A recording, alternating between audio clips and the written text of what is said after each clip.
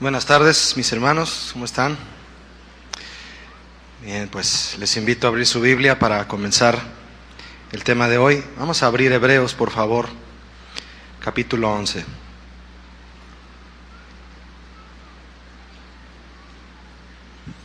Vamos a leer solamente el versículo 1 como introducción. Hebreos 11:1. Dice así: es pues la fe, la certeza de lo que se espera, la convicción de lo que no se ve.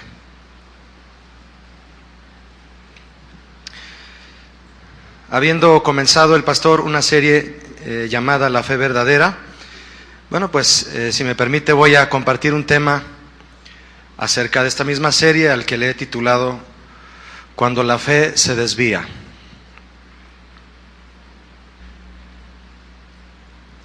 Hoy, como en todas las épocas, pero de manera muy particular en nuestra época, los cristianos tenemos la responsabilidad de escudriñar la palabra del Señor para conocer bien y ejercer bien la fe bíblica, la cual es la única y la verdadera fe, la fe de la palabra de Dios, la que la Biblia enseña.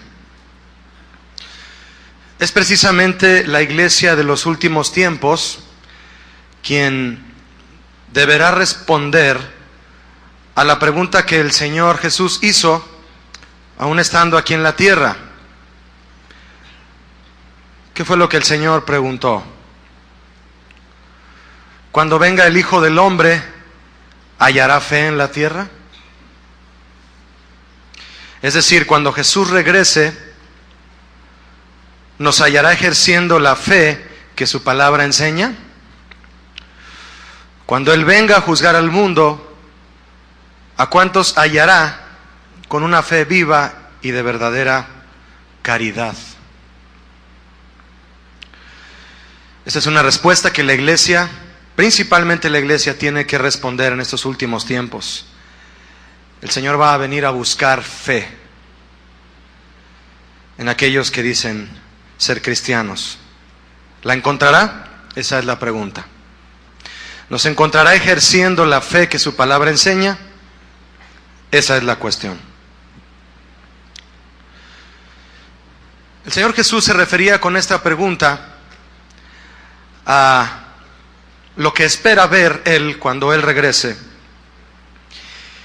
Él espera ver el ejercicio de la fe verdadera.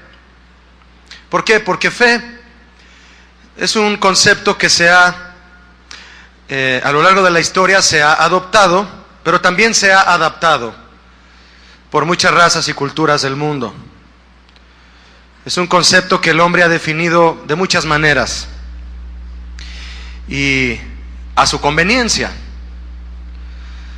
Un concepto basado en el razonamiento mismo humano, pero también influenciado, y debo decirlo, influenciado por la maquinación diabólica. Si algo Satanás ha tergiversado en el correr de la historia, es la fe. Y hay una fe que se ejerce no bíblica. Esto finalmente ha llevado el concepto de fe lejos de su esencia y su significado bíblico. Algunas culturas, por ejemplo la nuestra, muy religiosa por cierto, tienen y usan el concepto de fe como una herramienta psicológica con la cual se logran cosas difíciles o humanamente imposibles. Y no que sea así, sino que así se piensa. Pero esto además sin apoyar dicha fe en el Dios de la Biblia. En otras palabras, el hombre alejado de Dios ejerce una fe, pero sin que ésta tenga que ver algo con Dios. El mundo practica una fe entonces sin Dios, la cual es una fe no bíblica. ¿Qué es lo que ha provocado esta forma humana de ejercer fe? Que muchos que dicen tener fe y practicarla la aplican solo para asegurar que sucederá lo que ellos creen, lo que ellos creen. Yo tengo fe en que esto sucederá. Tienen fe en que sucederá lo que ellos creen, pero debido a que eso es lo que desean. Lo voy a repetir porque ni yo lo entendí bien, hermano. No se crea, es para que usted lo entienda más.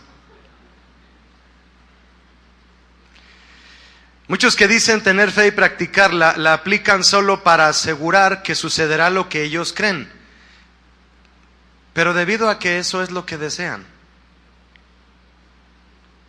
Y ese es el fin de esa fe no bíblica. Y en eso se basa su concepto. Una fe para asegurar que sucederá lo que ellos desean.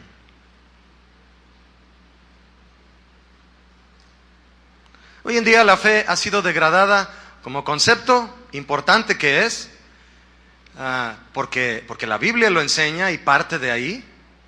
La verdadera fe parte de la Biblia. Hoy en día el concepto de fe se ha degradado demasiado y se usa, como le dije hace un momento, como una herramienta psicológica. En el fanatismo deportivo ocurre mucho. Entrevistan a las personas antes de un partido de fútbol y ¿tú quién crees que va a ganar? No, yo tengo fe en que va a ganar México a Costa Rica. ¿Verdad? Yo escuché a personas decir, no, yo tengo fe en que va a ganar. Y a cantar el son de la negra, ¿verdad? Yo tengo fe en que Saúl le va a ganar a Floyd. No me entendieron. El Canelo le va a ganar al americano. Pues le pusieron una caneliza, como dijo el pastor Chuy. Entrevistan a una señora y ¿tú quién crees que va a ganar? No, yo tengo mucha fe en que México. Tengo mucha fe. A mí se me hizo, lejos de sonarme burdo, el hecho de que digan tengo fe en esto. Yo me preguntaba, alguien que ejerce fe de esta manera, ¿en qué basa esa fe o a qué le tiene fe? ¿Al equipo? ¿Al boxeador? Porque dicen tengo fe en que va a ganar.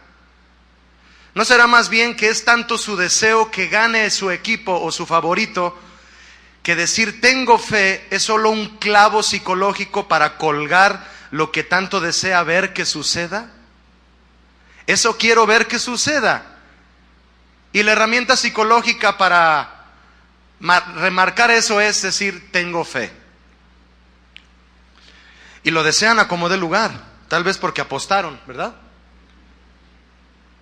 Tienen mucha fe porque apostaron. Eso impulsa la fe. A ese nivel ha sido degradada la fe, como concepto importante que es, y vital. ¿Qué tal alguien un poco más religioso? Esto fue tomado de una persona que se acercó conmigo y me dijo, Julio, fíjate que mi esposo compró un boleto de un sorteo, el sorteo TEC. Un sorteo, para los que están oyendo en internet, un sorteo de una universidad aquí, un sorteo millonario, ¿no? Fíjate que mi esposo compró un boleto del sorteo TEC, porque dice, yo tengo fe en que esta es la manera en que Dios podría bendecirme. Así me dijo. Cuando me dijo eso le dije, bueno, ¿escogió bien el número? Porque la fe y el número van unidos para que el boleto salga premiado. Eso es sarcasmo mío, no se vaya a creer eso, ¿eh? Tengo fe en que de esta manera tú podrías bendecirme, Señor. Qué bajo ha caído el sentido de decir tengo fe. Es una herramienta psicológica. Tengo fe. Hoy en día hasta el más ateo le dice al más mediocre creyente, ten fe, todo va a estar bien. Y eso es para que simplemente te relajes, te tranquilices. Ten fe. Y así la fe es para muchos como, otro ejemplo, como la pared en la que cuelgan y exhiben todo aquello que desean lograr y tener. Eso es la fe para muchos, el lugar donde cuelgan y exhiben lo que desean lograr y tener. Y mientras más cosas se proponen lograr y tener, más grande es su fe, piensan. Pero la realidad detrás de esto es que la fe ha sido desviada de su propósito. Esto que le digo, mi hermano, de cómo se maneja la fe no bíblica, aquella que la gente maneja psicológicamente para ver lo que desea tener, ver materializado lo que desea tener, no es un principio nuevo que ha sido acuñado en la mente de muchos seres humanos y aún en muchos sectores de la iglesia cristiana. Este desvío no es reciente, este desvío de la fe no es nuevo. Y yo le mencioné que en el desvío que ha tenido la fe en los últimos tiempos, Satanás ha tenido que ver. Él tuvo que ver en una situación frente al mismo Señor Jesucristo, en donde el Señor Jesucristo, estando en el desierto, Él fue para tentarlo, Satanás. Y cuando fue para tentarlo, trató de inducirlo al Señor Jesús a desviar del propósito correcto 3 cosas: su poder, su adoración y su confianza. Satanás quería que Jesús desviara esas 3 cosas del propósito correcto. Él quiso hacerlo, Satanás. No es nuevo el asunto de que una fe se manifiesta de manera desviada hoy en día, y muchos la practican. Si es tan amable de ir conmigo, vamos a ver un poquito de este pasaje. Es Mateo 4:2. Véalo conmigo, por favor, le invito. Mateo 4:2.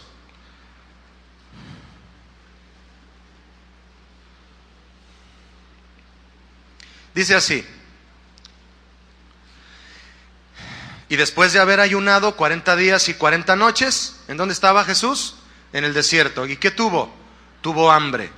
Y vino a él el tentador y le dijo: si eres hijo de Dios, di.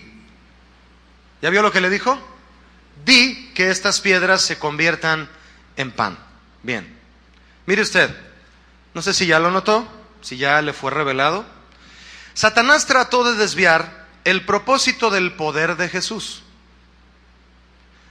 incitándolo a convertir las piedras en pan. Di. Si Satanás hubiera tenido el poder de convertir las piedras en pan, pero quiso que Jesús lo hiciera. ¿Por qué quiso que Jesús lo hiciera? Porque quería que él desviara su poder del propósito correcto. Trató de desviar el propósito del poder de Jesús, incitándolo a convertir las piedras en pan. Una pregunta, mis hermanos: ¿en qué radica el poder de Jesús? ¿Alguien lo sabe? ¿Algún teólogo por ahí? ¿En qué radica el poder de Jesús? En su palabra. ¿Sabía usted eso? Sea la luz, y fue la luz. ¿Por qué creó Dios las cosas? Por su palabra. Sea la luz, ¿y qué fue?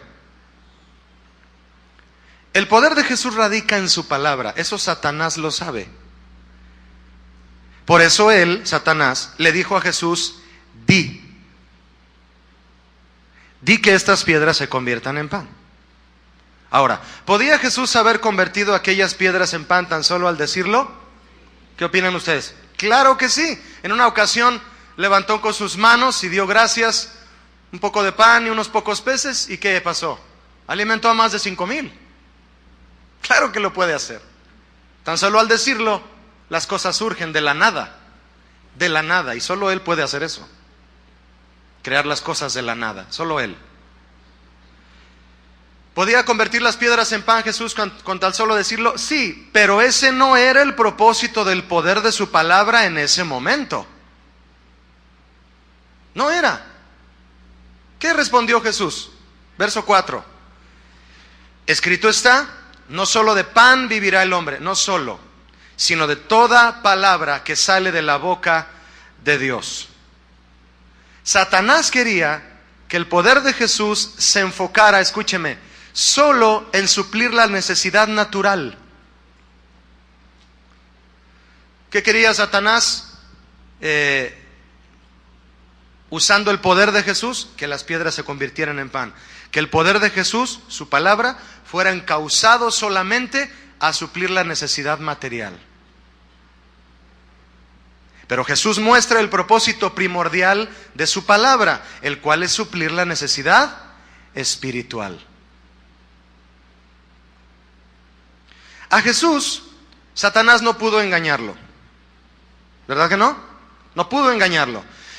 Pero ha engañado a muchos hoy, haciéndoles creer que el único propósito de la Biblia es proveer beneficio físico y material a quienes lo desean. Para eso es la Biblia. ¿Quieres bienestar, salud, dinero y amor? Ven a la Biblia. Para eso es la Biblia. Para suplir el beneficio físico y material a quienes lo desean. Y así, una vez desviado el propósito de la doctrina bíblica, la fe, por consiguiente, también se desvía de su propósito. Porque todos empiezan a creer, los que son engañados, claro, que el poder de la palabra de Dios es para suplir la necesidad material, primordialmente, y no es así. ¿Cuál será la razón de esto, mis hermanos? Del trasfondo de este engaño que Satanás comenzó. Fue él. ¿Cuál es el trasfondo? Bien, debido a que la fe tiene que ver con el futuro. ¿Cuántos saben que la fe tiene que ver con el futuro? No, están dudando. Esa es una herejía, Julio. La fe es la certeza de lo que. ¿No tiene que ver con el futuro la fe? Claro que tiene que ver con el futuro. Debido a que la fe tiene que ver con el futuro, Satanás se apropió de eso, de esa idea, para tergiversar el concepto bíblico de fe. Y una de las más terribles desviaciones que ha sufrido la fe bíblica es que hoy es usada para obligar a Dios a realizar las cosas que el creyente desea. ¿Me está escuchando? La fe es usada por muchos para obligar a Dios a hacer lo que el creyente desea. Lo cual, por supuesto, es antibíblico e imposible. ¿Cómo Dios va a hacer lo que el creyente desea? Nada más porque Él lo desea, el creyente. Esta desviación diabólica de la fe ha sido la base de las más sobresalientes falsas doctrinas de nuestro tiempo, engañando a muchos a ir en pos del materialismo y otros excesos de la carne. Usted sabe lo que Pablo dijo a Timoteo, lo sabe bien. Pablo le dijo, porque raíz de todos los males es el amor al dinero, ¿verdad? Pero fíjese lo que vino después de ese comentario, de esta afirmación bíblica. Dice, raíz de todos los males es el amor al dinero, el cual codiciando algunos, codician lo material, se extraviaron de la fe. No ejercieron ya la fe bíblica. Y creen que la Biblia es para otros propósitos, para lo material.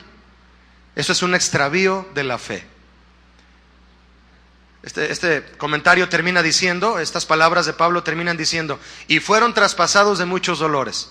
¿Por qué dice que fueron traspasados de muchos dolores los que codiciaron? Porque todo aquel que persigue el dinero termina sufriendo. Indiscutiblemente, todo aquel que va detrás del dinero termina sufriendo. Se extraviaron de la fe, dice Pablo. Ayúdeme en el verso 5, si es tan amable, Mateo 4. Entonces el diablo le llevó a la santa ciudad y le puso sobre el pináculo del templo y le dijo, si eres hijo de Dios, échate abajo, porque escrito está, a sus ángeles mandará acerca de ti y en sus manos te sostendrán para que no tropieces con tu pie en piedra. ¿Qué quiso hacer Satanás ahora aquí? Satanás trató de desviar la confianza de Jesús. Primero su poder y luego su confianza. incitándolo a probar a Dios, escúcheme, incitándolo a probar a Dios para ver qué tan cierta es su promesa de protección hacia sus hijos. ¿Se ha examinado usted alguna vez, mi hermano, mi hermana, si usted alguna vez ha intentado probar a Dios? Tratar de averiguar si Él cumple sus promesas, incitarlo a que haga esto. Si tú haces esto, Señor, si tú haces esto, tu palabra dice que tú harías esto. ¿Ha intentado usted probar a Dios para ver si Él cumple o no sus promesas? Una vez más, Satanás intenta engañar a Jesús, y aunque fracasó, lo ha intentado de nuevo en nuestra época, logrando engañar a muchos, haciéndoles tomar una postura, escúcheme, una postura exigente ante Dios, de modo que cumpla sus promesas. Esa es una desviación muy peligrosa de la fe. Que la fe se vuelva exigente con Dios, que Él cumpla lo que prometió. Me quedo callado porque trato de examinar si en alguna ocasión yo le hice sentir al Señor, si yo lo quise poner a prueba a Él. Señor, tu palabra dice que tú esto y esto y esto. Yo quiero verlo. ¿Ha probado usted a Dios? ¿Se ha puesto en una postura, se ha parado en una postura exigente de modo que usted procure que Él nada más esté al pendiente de cumplir lo que ha prometido? Y de ahí el engaño de que si tienes fe, tu negocio tiene que prosperar. Y si no prospera es que no tienes fe. Si tienes fe, tienes que sanar. Y si te enfermas otra vez, es que no tienes fe.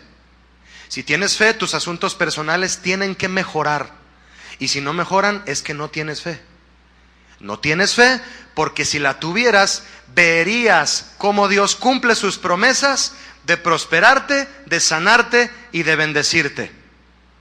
Pero no puedes ver eso porque no tienes fe. Mire, faltó poco para que Satanás le hablara así a Jesús, como el ejemplo que le acabo de dar. Porque lo que Satanás le estaba insinuando a Jesús era lo siguiente: Jesús, lánzate al vacío, ¿o acaso no le crees a tu padre que prometió cuidarte cuando estuvieras en peligro? ¿A cuántas personas yo he visto adquirir una hipoteca? Y al adquirir la hipoteca, haciéndolo con toda la fe que Dios va a suplir el pago mensual, y pierden su casa a los 5 años. ¿Ha visto que a alguien le suceda eso? Sí. La fe se aplica mal para tratar de impulsar a Dios a que cumpla lo que promete. Qué mal está esa fe, qué engañosa. Y me temo que algunos hayamos cometido un error así. Pararnos en una postura exigente de decirle a Dios: yo voy a dar este paso y tú vas a cumplir tu promesa. Yo me voy a lanzar al vacío y tú me vas a sostener. Esta es una fe desviada que muchos ejercen hoy, que no solo le exige a Dios, sino que distorsiona las promesas de Dios, enfocándolas solo a lo físico y material. Las promesas de Dios se enfocan en un plano espiritual, mis hermanos. Y estas doctrinas falsas se han encargado de enfocarlas a un nivel material. Y todo el mundo reclama cosas en lo material, en lugar de esperar la promesa de Dios en lo espiritual, la cual es inamovible. ¿Qué respondió Jesús a la propuesta de Satanás? En el verso 7 dice, Jesús le dijo: escrito está también, no tentarás al Señor tu Dios. Tentar o querer probar a Dios para ver si cumple o no sus promesas no solo lo ofende, debido a la desconfianza y al desvío de la fe, sino que además nos aleja totalmente de sus propósitos y sus promesas, nos aleja. ¿Qué significa en el fondo, mis hermanos, la respuesta que Jesús dio a Satanás cuando le dijo, lánzate al vacío?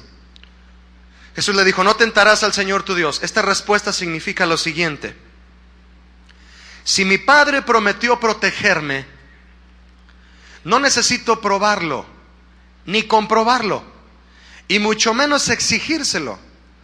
Yo confío en Él, y en su tiempo Él hará lo que prometió. ¿Cuántos dicen amén a eso? Esa fue la respuesta de Jesús. Con esta respuesta Jesús muestra, y nos muestra a nosotros, la iglesia de hoy, la relación correcta, mis hermanos, que existe entre la fe y las promesas de Dios. ¿Tienen algo que ver la fe y las promesas de Dios? Claro que sí. ¿En qué consiste la relación bíblica entre la fe y las promesas de Dios? La respuesta está en las características bíblicas de la fe verdadera. Usted la sabe. Yo desde hace tiempo lo sabía. Que la fe es la certeza de lo que, de lo que se espera. ¿Y qué más? Y la convicción de lo que no se ve. Bien. Primera característica de la fe bíblica es la certeza de lo que se espera. El hecho de que la fe es certeza, es decir, seguridad, significa que la fe, descansa confiadamente y se mantiene firme ¿en qué? En lo que espera. La fe es la certeza de lo que se espera. Yo le pregunto, ¿qué es lo que la fe espera? La fe que usted tiene. ¿Cuántos tienen fe? ¿Qué es lo que su fe, la que usted me está diciendo que tiene, qué es lo que su fe espera o debe esperar? ¿Quién me responde? ¿No sabe lo que su fe espera? Su fe es la certeza de lo que se espera. ¿Qué es lo que espera nuestra fe? El cumplimiento de las promesas de Dios. Eso espera la fe bíblica, que se cumplan las promesas de Dios. Entonces, la fe descansa y se mantiene firme en lo que espera. ¿Y qué espera? El cumplimiento de las promesas de Dios. Por tanto, mis hermanos, la fe bíblica no exige. La fe bíblica no exige, la fe bíblica espera. ¿Están despiertos? La fe bíblica no exige, espera. Esa es la fe bíblica, la que espera, no la que exige. ¿Y qué espera la fe bíblica? Ya lo dijimos, las promesas de Dios, que se cumplan. ¿La fe puede apresurar que Dios cumpla sus promesas? La fe es la convicción de que Dios lo va a cumplir cuando Él quiera. ¿Sí o no? Muchos tratan de apresurar a Dios con su fe. Dios no usa reloj. La segunda característica de la fe bíblica es que la fe es, ¿me ayuda? La convicción de lo que ¿qué? De lo que no se ve. Mire, mi hermano, si yo considero un tema difícil de explicar, es la fe.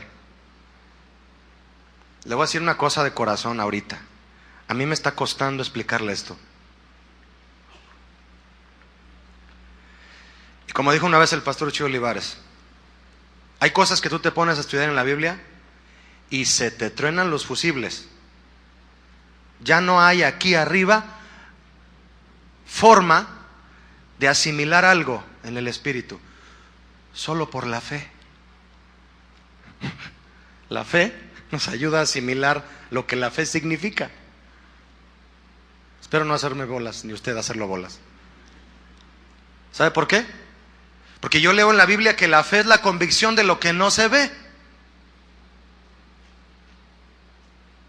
La fe es convicción, es decir, es la prueba segura aunque no lo ves. ¿Estás seguro de algo que no ves? Mira nada más. Es la convicción, la prueba segura e irrefutable y la firme esperanza de la existencia de Dios. ¿Alguno de aquí cree que Dios existe?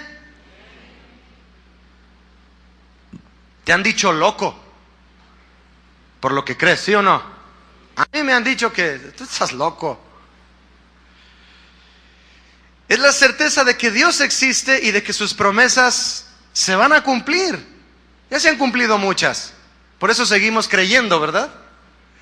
Quien ejerce esta fe bíblica espera las promesas de Dios sin dudar y sin importarle en lo más mínimo el tiempo que el Señor tarde en cumplirlas. Yo le pregunto, ¿cómo es posible tener convicción de algo que no se ve? ¿Cómo es que yo me puedo parar sobre algo que no veo? Mira, hermano, hay una de dos cosas. O usted y yo estamos locos o estamos enamorados de Dios. ¿Cuántos escogen la segunda opción? Yo no tengo la menor duda de que Él está ahí arriba y que está cumpliendo una a una las promesas de su palabra. Una a una. En mí, en su iglesia y en la iglesia universal. Porque Cristo viene, ¿no? ¿Sabe usted que Cristo no sabe cuándo va a venir? ¿Cuántos sabían eso? Le preguntaron, ¿cuándo van a pasar todas estas cosas, Señor? ¿Qué respondió Él? El día y la hora no la sé. ¿Quién es el único que sabe cuándo Cristo va a venir? El Padre. Y Cristo espera, tranquilo, en su trono, a la diestra, que el Padre le diga, es hora, Jesús.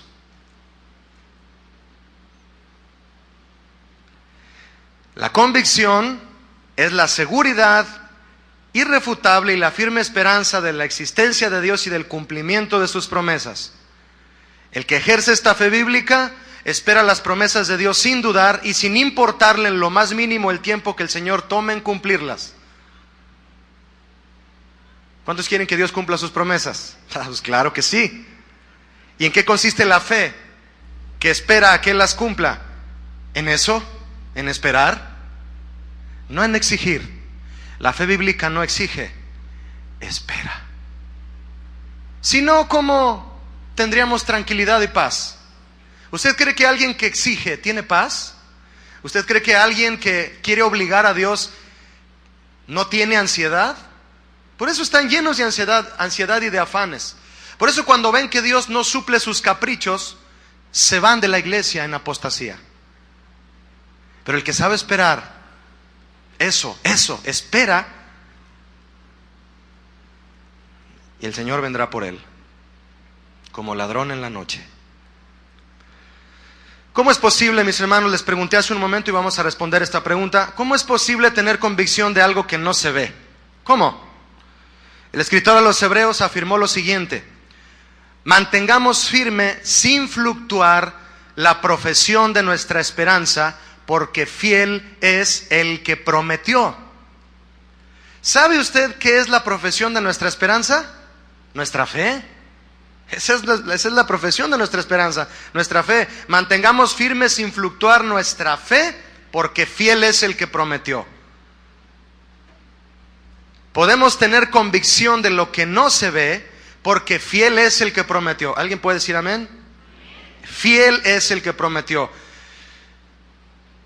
Hebreos dice que Moisés, cuando salió de Egipto a ir detrás de la voluntad de Dios, negándose a todo lo que tenía en Egipto, negándose a ser llamado hijo de la hija del faraón, dice que se sostuvo. ¿Cómo se sostuvo? Como viendo, ¿a quién? Al invisible. Se sostuvo como viendo al invisible. Como decimos los mexicanos, échese ese trompo al uña. Me sostuve como viendo al invisible. Esa es la fe bíblica. La que no espera ver primero, sino la que primero cree. ¿Qué dijo Jesús a Tomás? Lo contrario a lo que el mundo piensa hoy. ¿Cuál es el énfasis del mundo? Yo ver para creer. ¿Le compartes a alguien el evangelio? ¿Le compartes la vida que estás llevando? Se cruzan de brazos y te dicen, yo ver para creer. ¿Sí o no? Ver para creer. Es el énfasis del mundo. ¿Cuál es el énfasis de Jesús? Creer para ver. Le dices a la gente que Cristo va a venir por segunda vez y te dicen, no, yo quiero verlo. Sí, quieren verlo. Y el día que venga y lo vean en las nubes, no lo van a creer. Y va a ser muy tarde si dicen, ya creo en Jesús porque lo vi ahí con su túnica manchada de rojo. Ya es muy tarde, porque esa no es fe. Y Cristo viene por los que tienen fe. ¿Y qué es la fe? Tener la convicción de lo que no se ve. Aquel que haya creído en Cristo hasta que lo haya visto, así no. Será muy tarde. Porque me viste, creíste, le dijo a Tomás. No, Tomás, no. Bienaventurado aquel que no vio y creyó. Entonces, mis hermanos, podemos tener convicción de lo que no se ve porque fiel es el que prometió. Por fe andamos, dice la Biblia. ¿No por qué? No por vista. La fe bíblica tiene entonces como cimiento la fidelidad de Dios. Por eso la fe bíblica no exige, espera en la fidelidad de Dios. Sin la fidelidad de Dios, la fe bíblica no existiría. ¿Qué sería de tu fe y de la mía si Dios no fuera fiel? No es nuestra fe la que va a hacer que los caprichos se cumplan. Esa no es la fe bíblica. Y eso no son los propósitos de Dios que Dios quiere suplirnos. Las cosas que Dios quiere suplirnos, esas no son. Contrario a esto, mis hermanos, la fe desviada, en ese desvío busca probar a Dios llevando a quien la ejerce a pasar por alto la fidelidad de Dios, lo cual llevará al supuesto creyente a dudar y a ser arrastrado por cualquier viento de doctrina. Debido a que no se ejerce la fe bíblica y la gente la desconoce, son arrastrados por cualquier viento de doctrina y equivocan el propósito de la Biblia que ya mencionamos.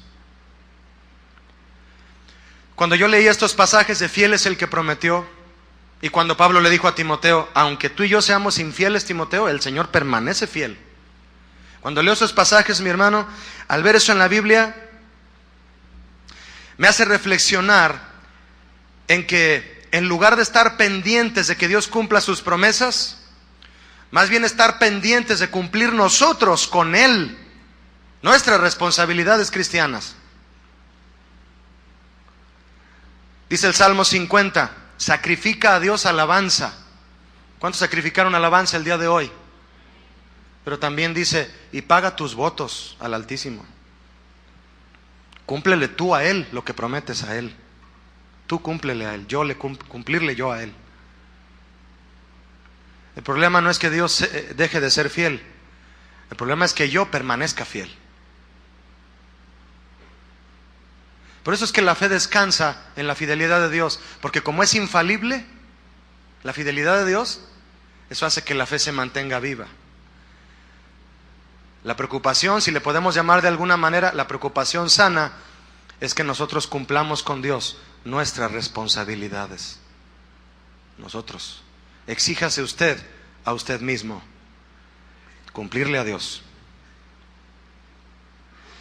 El Señor es quien tiene todo el derecho, mis hermanos, por su soberanía, de exigirnos a cumplir nuestros compromisos con Él. ¿Tiene o no tiene el derecho de exigirnos Él a nosotros? Por ser soberano, sí. Pero ¿sabe usted? En lugar de exigirnos, Él extiende su paciencia, extiende su longanimidad, que sonó a pleonasmo, y extiende su benignidad con la cual nos guía al arrepentimiento. Él nos espera. ¿Por qué nosotros a Él no? En eso consiste la fe bíblica. La fe bíblica no exige, espera.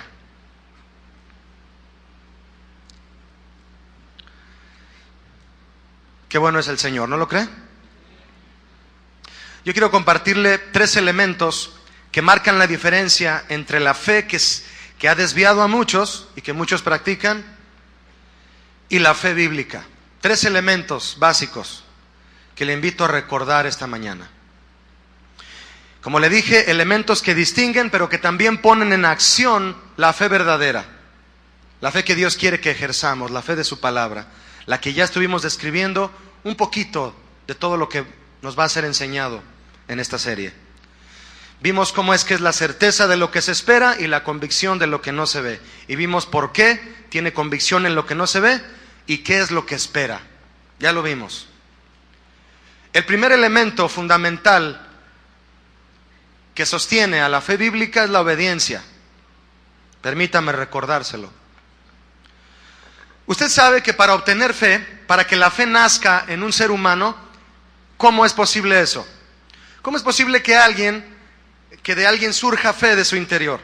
Cuando escucha la palabra. La fe viene, o la fe nace, mejor dicho, ¿por qué? Por el oír. ¿Pero el oír qué? La palabra de Dios. Eso significa el pasaje de Romanos 10:17. La fe nace en el ser humano cuando escucha el mensaje de la palabra. Bien, una vez escuchado el mensaje de la palabra, si se queda nada más ahí, la fe va a desear avanzar, va a desear que se logre algo en el quien la practica. ¿Y cuál es el paso que sigue? Sabemos que obedecer implica escuchar sumisamente, porque muchos, lejos de escuchar, solo oyen. El escritor a los Hebreos dijo lo siguiente: es necesario que con más diligencia, mis hermanos, atendamos las cosas que hemos oído. Obedecer entonces implica escuchar sumisamente para comprender y asumir lo que se nos dice que hagamos. Y para eso necesitamos, dice la Biblia, atender con más diligencia las cosas que hemos oído. Atiende con diligencia lo que se te enseña de la Biblia. El profeta Samuel, cuando exhortó a Saúl, le dijo: Saúl, ¿se complace el Señor más en los holocaustos y en las víctimas ofrecidas que en prestar atención a sus palabras? ¿Se complace más en eso a que pongas atención? Pon atención, Saúl. Te haces el sordo. La fe nace del oír, pero si se queda solo en oír, la fe va a morir. Porque al obedecer, mis hermanos, nosotros realizamos obras para vivir con las cuales vivimos en santidad y le demostramos al Señor nuestro deseo de vivir en una vida regenerada por Jesucristo. Si no obedecemos y si no realizamos obras con las que demostramos que vivimos en santidad, la fe queda muerta. La fe sin obras es muerta. La fe sin obediencia es muerta. Es lo mismo. Tú puedes decir que tienes toda la fe del mundo, pero si en este momento tú estás evadiendo lo que Dios te está diciendo que hagas, en este momento, tú sigues evadiendo aquello que Dios te dice que hagas ya, tu fe está en este momento muerta. Eso dice Santiago. A mí no me vean. Y Santiago ¿han leído Santiago cuando habla de la lengua?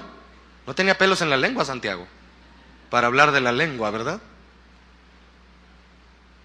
Por tanto, cuando nuestra atención a la predicación, y no porque yo le esté compartiendo, cuando nuestra atención a la predicación de la sana doctrina es auténtica, cuando usted viene de manera auténtica a la iglesia y dice: yo voy a oír la palabra de Dios, ¿qué importa que Julio predique? Yo voy a oír la palabra de Dios. Eso produce y activa la fe en nosotros. Y la fe auténtica buscará ser reflejada, va a impulsar al creyente a que esa fe sea reflejada en la obediencia diaria a los mandamientos de Dios, por la palabra predicada. La fe viene por el oír, sí. ¿Pero vamos a ser solo oidores? ¿Qué vamos a hacer? Hacedores. La fe impulsa la obediencia y la obediencia a su vez hace que la fe sea realmente auténtica, bíblica, para que no esté muerta. La obediencia como elemento fundamental de la fe consiste en creer en Cristo. ¿Cuántos creen en Cristo? Todos, todos. Hasta los demonios creen y tiemblan. La obediencia consiste en creer en Cristo, sí, pero además apegarse a Él, aceptar sus condiciones y las condiciones de su evangelio. y tomar el compromiso de cumplirlo, llevando una vida nueva y santa, mis hermanos. Eso es la obediencia, en pocas palabras. Es así que la fe genuina no puede ejercerse sin obediencia. Ya que de otro modo, ¿qué pasa con la fe cuando se trata de ejercer sin obedecer? Queda solo como una simpatía por las cosas espirituales. ¿Ha tratado usted a personas que son simpatizantes con las cosas de Dios? Gente en tu trabajo que creen estar bien moralmente y cuando les mencionas cosas del evangelio que se les hacen agradables, dicen, no, sí, no, es que no, lo que te enseñan ahí está muy bien. No, qué bueno que vas, qué bueno que vas. No, yo también tengo fe. Bueno, tú tienes fe a tu manera, porque eso te enseñan ahí donde vas, pero a mí mis papás me enseñaron fe de otra manera y yo tengo fe. Esa es una fe que simpatiza nada más, pero no que obedece. También es una fe muerta. Entonces la fe viene por el oír la palabra, pero es puesta en acción hasta que la palabra es obedecida. Esa es la verdadera fe, la que está puesta en acción cuando la palabra es obedecida. ¿Quieres ejercer una fe genuina? Amén. Dispóngase a obedecer a Dios. De ahí la exhortación de ser hacedores de Santiago y no solo oidores. El segundo elemento fundamental, mis hermanos, de la fe bíblica es la confianza. La confianza, ¿qué no es lo mismo? No, en la Biblia no aparece como lo mismo. Hay similitud por los vocablos de donde proviene hacia el castellano, que provienen del hebreo y del griego y el arameo. Pero la confianza es otro factor que está implicado en la fe bíblica. ¿Qué tiene que ver la confianza? Una vez que hemos decidido tomar el compromiso de obedecer, es muy importante, mis hermanos, mire, hay una línea muy delgada en lo que yo le estoy explicando, yo mismo lo he vivido. Yo quiero vivir para obedecer a Dios, pero dentro de mi obediencia quiero vivir confiando en Él también. Porque mucha gente obedece a Dios por miedo a Él.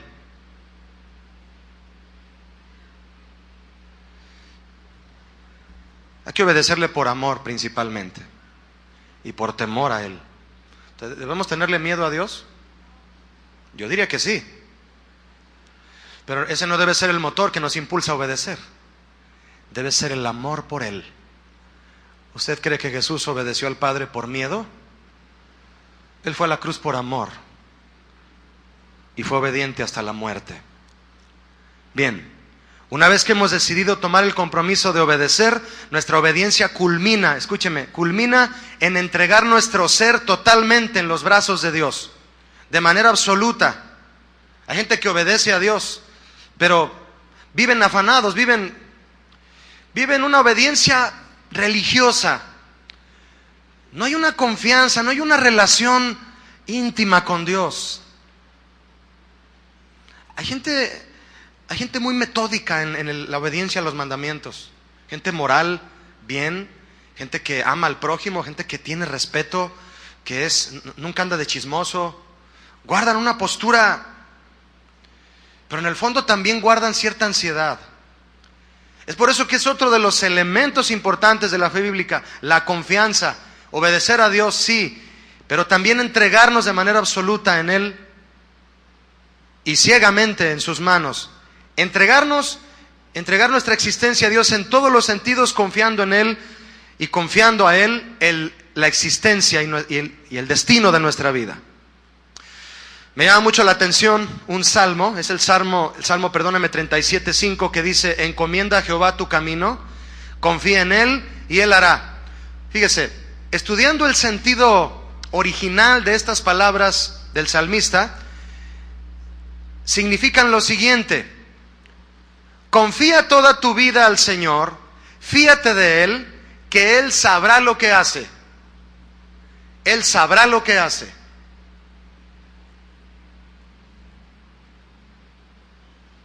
Deja que el Señor haga lo que sea con tu vida. Tú confía en Él. Si has confiado en sus promesas, solo tienes que esperar a que Él las cumpla. En eso espera la fe verdadera, en el cumplimiento de las promesas de Dios. Todo aquel que obedece a Dios incondicionalmente, lo hace debido a que confía plenamente en la perfección de sus mandamientos. Y obedecer confiadamente refleja la fe bíblica, la fe que espera. Porque si no hay confianza, ¿cómo vas a esperar? Tú te pones de acuerdo con un amigo y le dices, te espero a las 4 en tal lugar, él te va a recoger. Así de sencillo. Pero tú no le estás llamando cada 5 minutos. Oye, ¿vas a venir a las 4? Sí, ya te dije, ahí espérame. Y a los 5 minutos, ¿sí vas a venir? Sí, sí voy a venir. Y faltando 10 para las 4. Ya vas a llegar, ¿verdad? Ya voy a llegar. Esa persona es muy desconfiada. ¿O no? Todo aquel que obedece a Dios incondicionalmente lo hace debido a que confía plenamente en la perfección de sus mandamientos. Y mis hermanos, obedecer confiadamente refleja la fe bíblica, la fe que espera.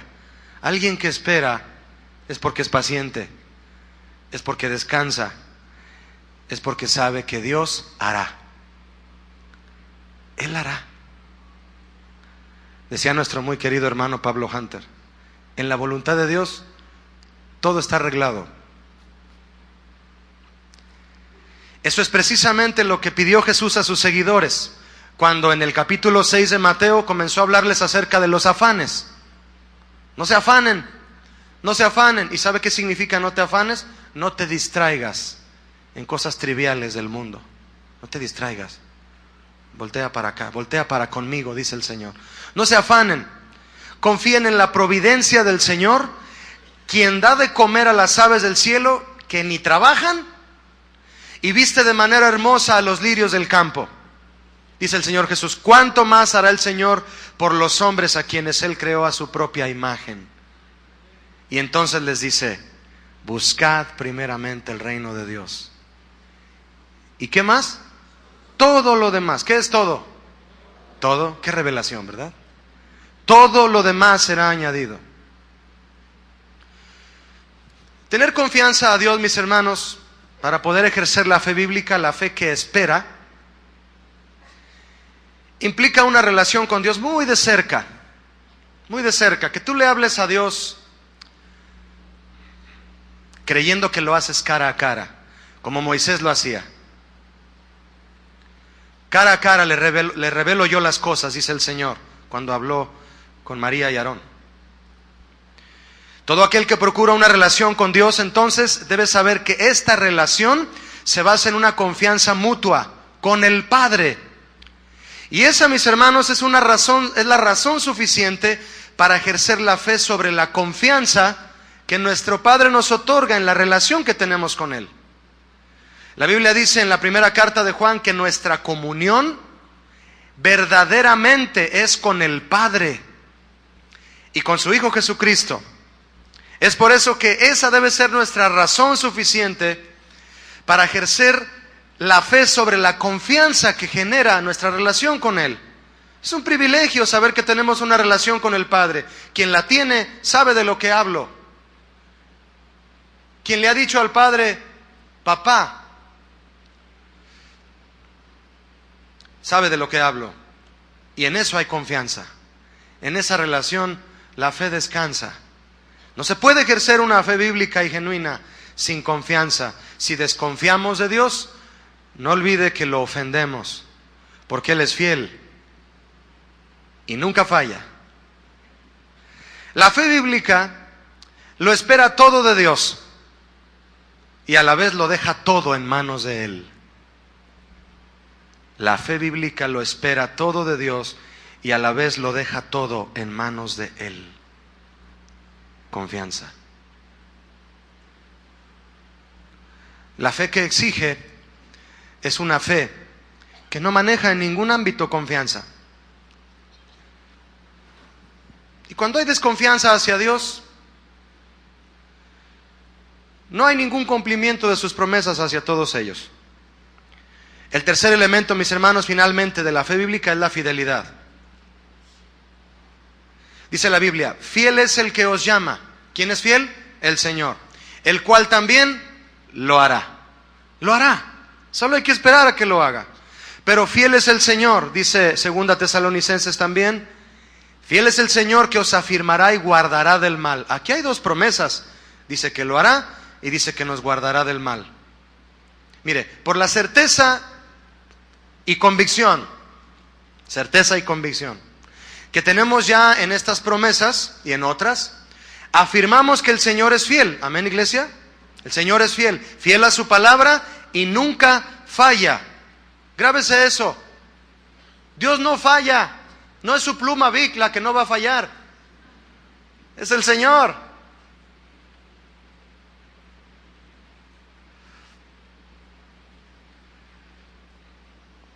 ¿Sabe por qué estoy sonriendo? Porque Dios no falla. La certeza y convicción que tenemos ya en estas promesas nos hace afirmar que el Señor es fiel y nunca falla. Y a pesar de nuestra inconstancia, Él sigue siendo el mismo, amándonos, perdonándonos y protegiéndonos. ¿Cuántos dan gracias a Él por eso? Ah, sí. ¿Los que están dormidos también? Amén. Dice el Salmo 117, verso 2, la fidelidad del Señor es para siempre.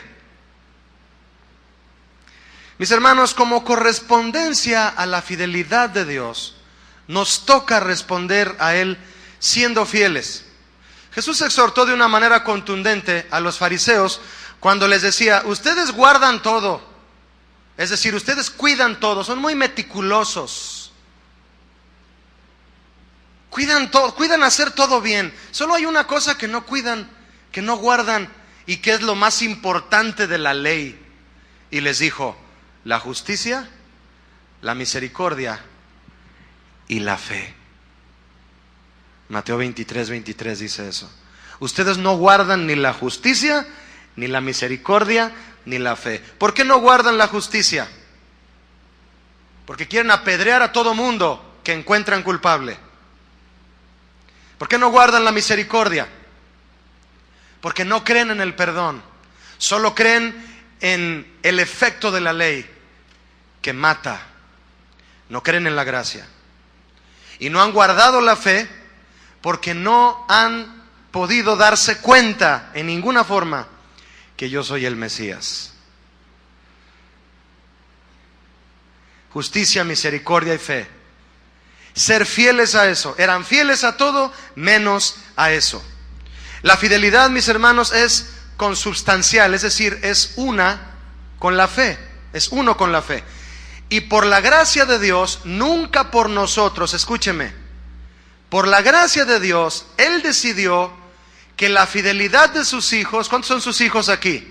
Bien, fíjese que Dios decidió, por su gracia, que si usted es fiel, usted va a ser recompensado.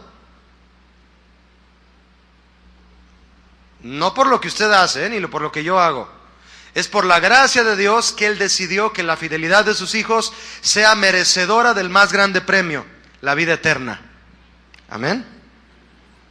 ¿Quiénes son los que van a tener vida eterna? Diga conmigo, los fieles. Los fieles. Fieles. Bien, buen siervo y fiel. ¿Cuántos quieren oír eso? Bien, buen siervo y fiel. Sobre poco has sido fiel, sobre mucho te pondré. ¿Qué es ese mucho? Allá arriba. Allá arriba. Eso es lo mucho. Para aquí en la tierra todo para el Señor aquí es poco. Alguien dijo una vez, si en 6 días el Señor creó esta tierra, ¿les parece hermosa esta tierra? Si en 6 días creó el Señor esta tierra y ya lleva 2000 años haciéndonos una morada para vivir con Él, esto es un basurero comparado a lo que vamos a vivir allá. ¿O no? Bien hecho, buen siervo y fiel. Sobre poco has sido fiel, sobre mucho te pondré. Entra en el gozo de tu Señor. Solo los fieles van a recibir esa recompensa, que por cierto es inmerecida. porque así Dios lo decidió. Y dice Apocalipsis 2:10, y al que es fiel hasta la muerte, Dios le dará la corona de la vida. ¿Qué sería de la fe sin obediencia, confianza y fidelidad? 3 elementos que sustentan la fe verdadera. 3 elementos que no existen en alguien que ejerce una fe exigente, que no es fe, por cierto. ¿Por qué exige? En lugar de obedecer, exige. En lugar de confiar, exige, no espera. Y en lugar de ser fiel, también hace lo mismo. La relación genuina, mis hermanos, con el Señor debe estar fundada en la fidelidad mutua. El problema no es que Dios sea fiel, sino que nosotros lo seamos. Jesús es la personificación de la fidelidad de Dios. En Hebreos lo llama a él, el escritor de Hebreos lo llama el fiel sumo sacerdote. Y un sacerdote es alguien que ministra a Dios y ministra al hombre. Él fue fiel a Dios y fue fiel a nosotros, salvándonos del infierno, los que son salvos. Jesucristo es la personificación de la fidelidad de Dios. Nos regaló su fidelidad, caminó entre nosotros y va a venir por nosotros. ¿Quién va a venir por nosotros? Dice Apocalipsis, el fiel y verdadero. Así lo llama a Jesús. La fe bíblica, por tanto, se realiza en la obediencia y se vive y se mantiene en la confianza y en la fidelidad.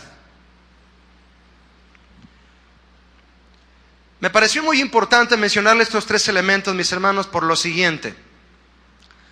Evadir la obediencia, la confianza y la fidelidad y tratar de ejercer así la fe, bueno, va a provocar que ejerzas una fe, pero una fe aplicada solo en el plano intelectual.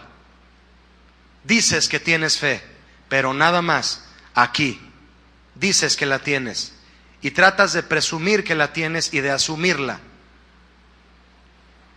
Pero no es la fe bíblica. Solo la estás ejerciendo en un plano intelectual. Y así hay muchos creyentes en lo intelectual, pero no en la voluntad ni en el corazón.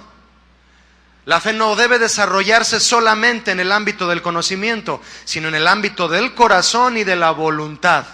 Entonces es la fe verdadera, la que se aplica, la que el creyente aplica en su vida, en todas las áreas, en el conocimiento, en el corazón y en la voluntad, para dar todos los pasos que Dios le indique dar.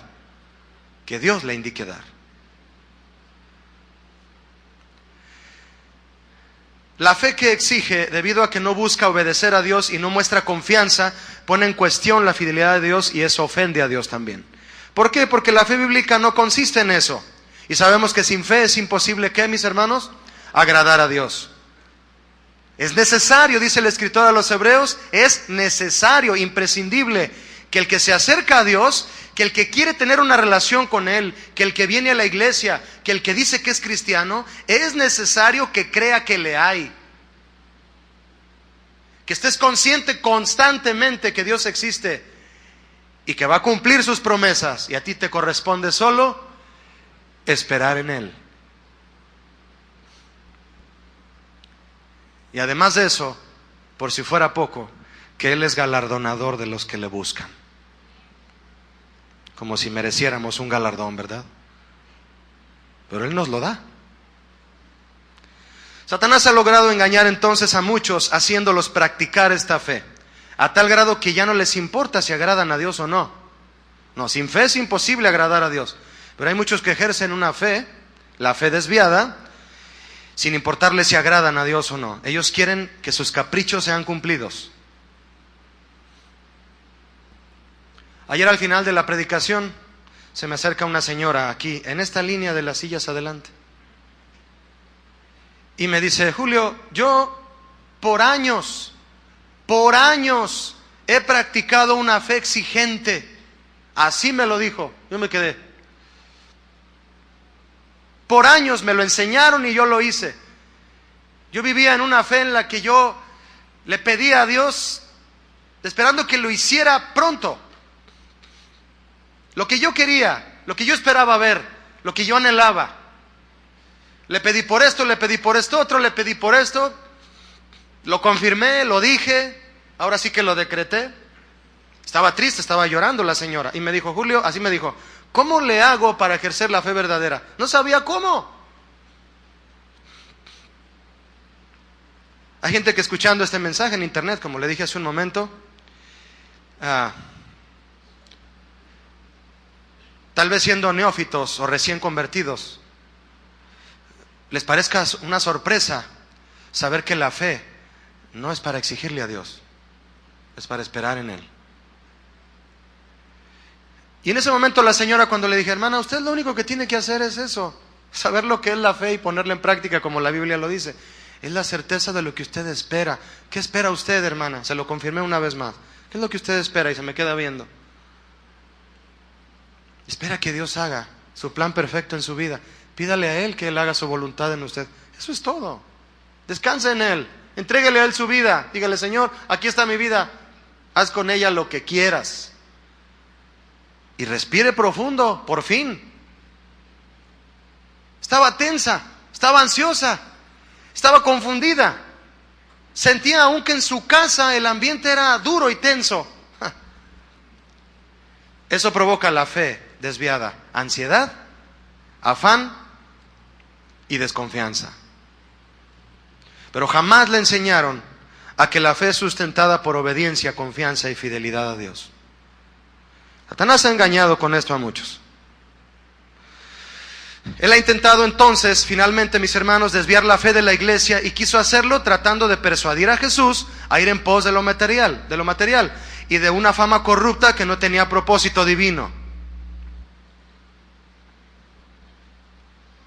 ¿Por qué intentó esto Satanás con Jesús? Porque si Jesús hubiera aceptado las ofertas de Satanás, ¿qué hubiera sido de la iglesia y de la fe verdadera? Pero no fue así, porque Jesús es y ha sido el varón perfecto. Y déjeme recordarle que Él es el autor y consumador de la fe verdadera que su iglesia debe ejercer sin desviaciones. Jesús no se desvió. Respondió a Satanás lo correcto. Respondió con la palabra de Dios y no desvió en ningún momento el propósito de su poder, de su confianza y de su adoración.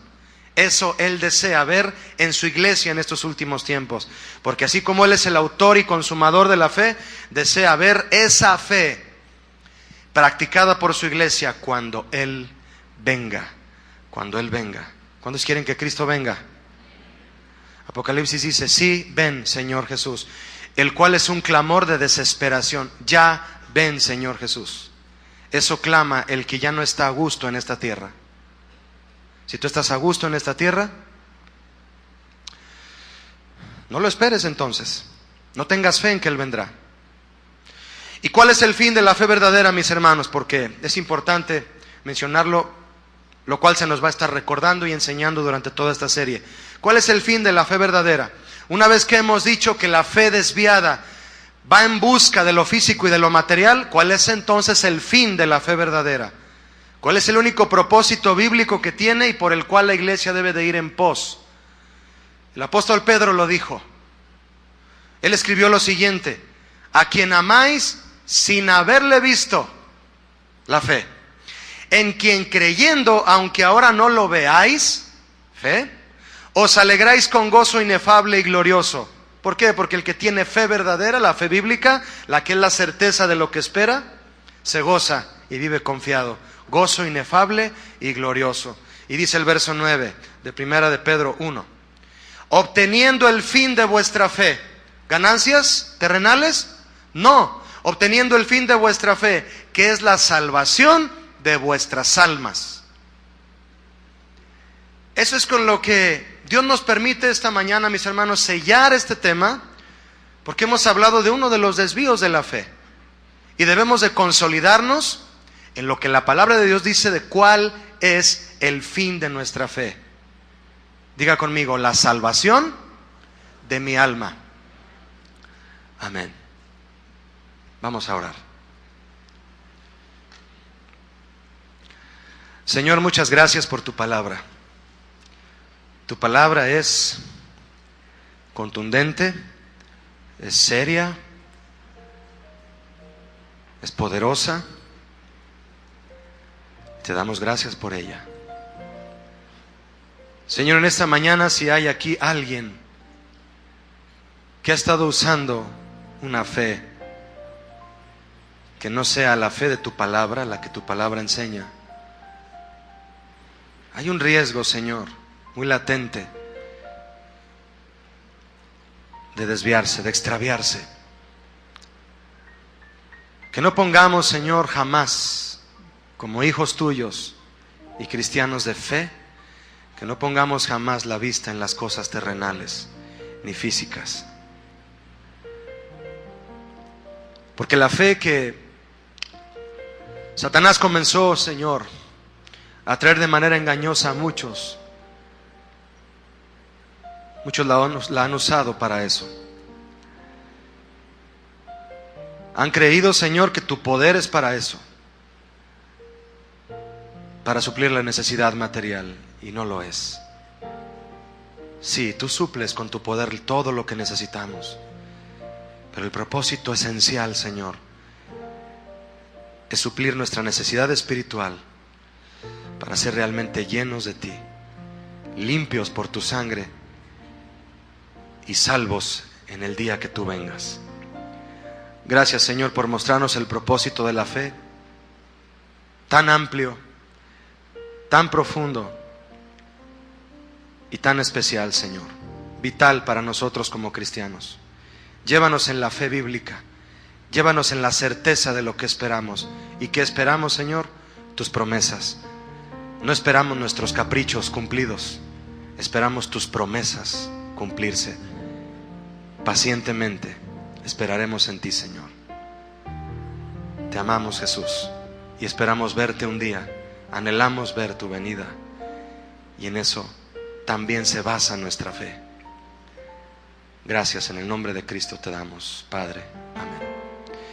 Gracias, mis hermanos, Dios les bendiga, que estén bien.